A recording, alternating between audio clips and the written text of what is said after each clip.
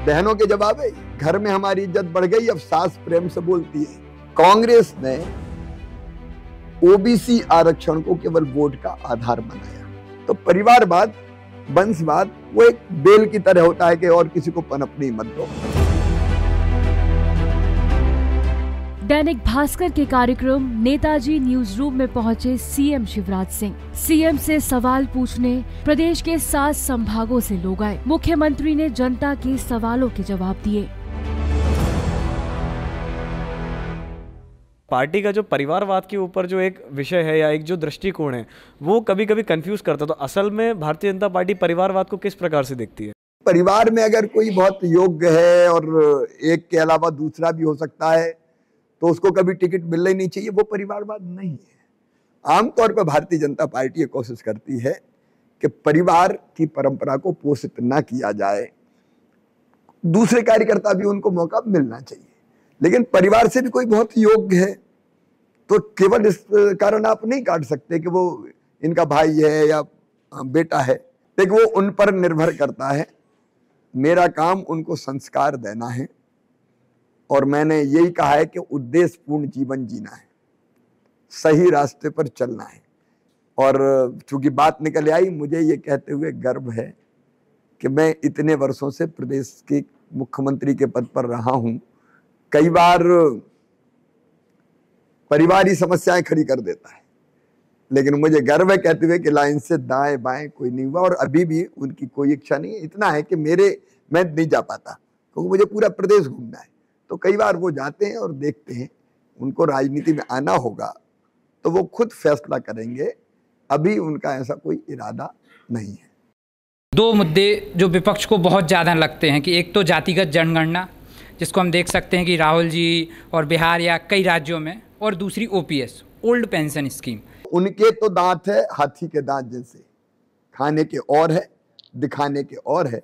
Bharatiya Janata party की सरकार समाज के हर वर्ग के कल्याण पर विश्वास रखती है और इसलिए हमने ओबीसी आरक्षण भी दिया, जहां कोर्ट का स्टे नहीं आया वहां 27% ही दिया।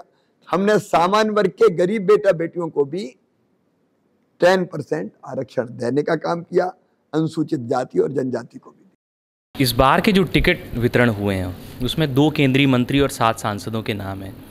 तो 29 सांसद और हैं अभी राज्यसभा और लोकसभा के मिलाकर। क्या इनमें से भी किसी और को टिकट दिया जा सकता है? 2 केंद्रीय मंत्री और भी हैं, क्या वो भी चुनावी मैदान में होंगे? फैसला करती चुनाव समिति और कई आधारों पर फैसला करती है। राजनीतिक दल जब काम करता है, फैसले लेता है तो कई तरह की चीजें देखता है। समाज के सब वर्गों का प्रतिनिधित्व है कि नहीं, इंडिविजुअल अगर कोई व्यक्ति पहले से है तो उसकी लोकप्रियता है कि नहीं, उससे लोग प्रसन्न हैं नहीं हैं, कई या उससे कोई और बेटर दिख गया हो। कई बार ऐसा लगता है कि यार कोई नया फ्रेश चेहरा आ जाएगा तो ज्यादा ठीक रहेगा। तो कई तरह के ये फैसले चुनाव समिति सब चीजों पर विचार करके करती है और जब वे फैसले करती है तो कुछ को मिलता है, कुछ को नहीं भी मिलता। तो ये पहले से भी होता है, आगे भी होता रहेगा। आए दिन परेशानियों का सामना करते हैं। मैंने बहुत मेहनत करके इसमें स्थान हासिल किया है। मैं चाहती हूँ कि जल्द से जल्द आप हमें नियुक्ति। मैं पूरी तरह सहमत हूँ। देखिए, किसी चीज पे अगर संदेह की उंगली उठी है तो उसकी जांच हो जानी चाहिए। हमने कोई सूची रद्द नहीं की है। एक सेवानिवृत्त हाई कोर्ट के न्यायाधीश महोदय इसकी जांच कर रहे हैं। जैसे ही जांच पूरी हो जाती है और उसमें कोई कमी नहीं निकलती तो निश्चित तौर पे भर्ती होगी। कहीं कोई गड़बड़ निकलती है, कोई अगर वो बताते हैं तो बात अलग है, लेकिन बेटी कहीं संदेह के बादल है तो वो संदेह साफ होना चाहिए, सत्य का सूरज प्रकट होना चाहिए ताकि कहीं कोई संदेह ना रहे।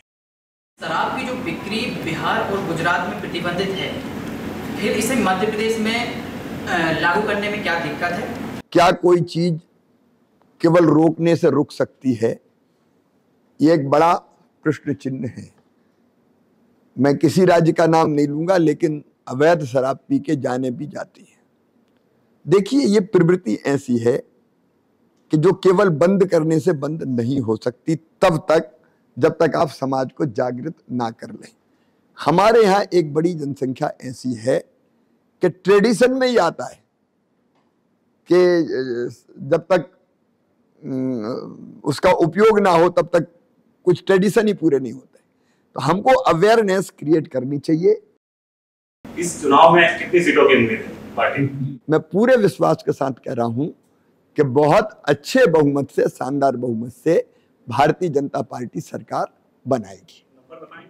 नंबर में जोशी नहीं हूं, नंबर बताना तो मुझे लगता है कि डींग हाँकना कई बार हो जाता है कि हम तो इतने के पार चले जाएंगे। हम कंफर्टेबल मेजॉरिटी, बहुत अच्छे बहुमत से सरकार बनाएंगे। मध्य प्रदेश में जो लाडली बहना योजना एवं अन्य योजनाएं जो हैं, इस पर मुफ्त में बहुत सी सुविधाएं दी जाए। अगर इसको कोई कहे कि फ्री में बांटना है तो मैं बांटूंगा, क्योंकि मुझे बेटा और बेटी बराबर जन्म लेने वाले चाहिए। हम बेटी की शादी करते हैं, क्यों करते हैं?